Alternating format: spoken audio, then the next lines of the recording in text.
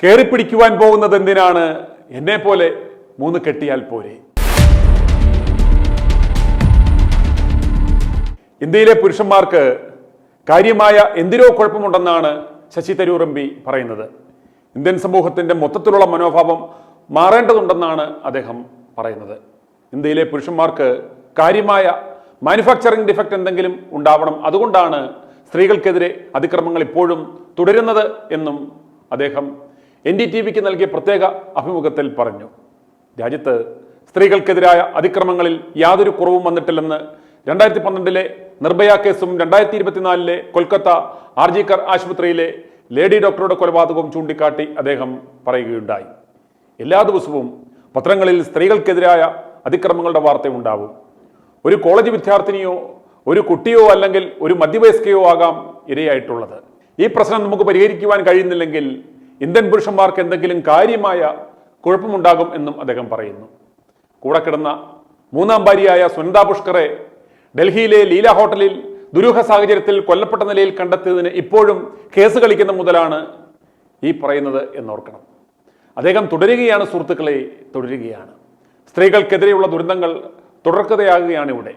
ആദ്യം ഞെട്ടലും ഭീതിയും രോഷവും ഉണ്ടാകുന്നു, പിന്നീട് അത് കെട്ടടങ്ങുന്നു. ഈ രീതിക്ക് കാര്യമായ ഒരു മാറ്റം വരണമെന്നും തരൂർ അഭിപ്രായപ്പെട്ടു. മലയാള സിനിമയിലെ ലൈംഗികാതിക്രമങ്ങളിൽ താൻ നിരാശനാണെന്നും എന്നാൽ തൻ്റെ സ്വന്തം സംസ്ഥാനം ഈ മീറ്റു തരംഗത്തിന് തുടക്കം കുറിച്ചതിൽ അഭിമാനമുണ്ടെന്നും തരൂർ പറഞ്ഞു. മറ്റെല്ലാ സിനിമാ മേഖലയിലും നടക്കുന്നതായി എല്ലാവരും പറയുന്ന ലൈംഗികാതിക്രമങ്ങൾ ആദ്യം തുറന്നു കാട്ടിയത് കേരളമാണ് എന്നതിൽ അഭിമാനിക്കുന്നു എന്നും അദ്ദേഹം പറഞ്ഞു. വിജയൻ കഴിഞ്ഞ 5 കൊല്ലം ആ റിപ്പോർട്ടിന്റെ മണ്ടയിലാണ് കിടന്നത് എന്ന് മാത്രം പറഞ്ഞില്ല. എന്നാൽ മലയാള സിനിമയിലെ ലൈംഗികാതിക്രമങ്ങളെക്കുറിച്ചുള്ള റിപ്പോർട്ട് സർക്കാർ 5 വർഷം പുറത്തുവിടാതിരുന്നത് ക്ഷമിക്കാനാവാത്തതാണെന്നും അദ്ദേഹം അഭിപ്രായപ്പെട്ടു. ഹേമ കമ്മിറ്റി റിപ്പോർട്ട് പുറത്തു വന്നതിന് പിന്നാലെ അമ്മ സംഘടനയുടെ പ്രസിഡന്റ് മോഹൻലാലും എക്സിക്യൂട്ടീവ് കമ്മിറ്റി അംഗങ്ങളും രാജിവെച്ചതിനെ കുറിച്ചും തരൂർ പ്രതികരിച്ചു. രാജിവെച്ച പലർക്കെതിരെയും കേസുകളുണ്ട്.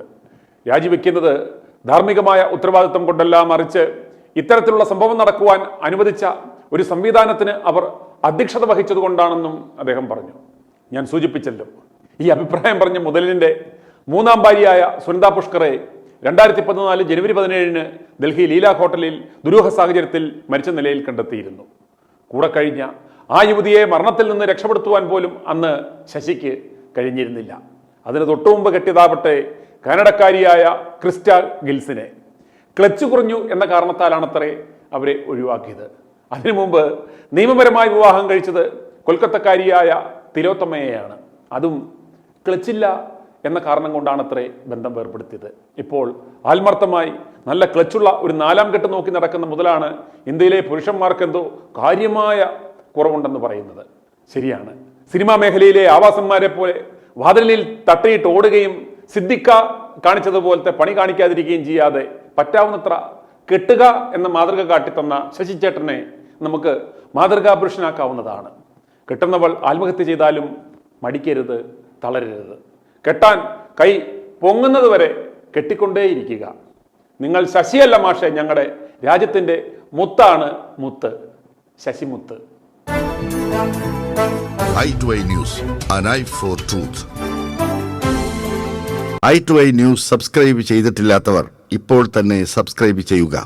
നോട്ടിഫിക്കേഷൻ ലഭിക്കുവാൻ ബെൽ ബട്ടണും അമർത്തുക.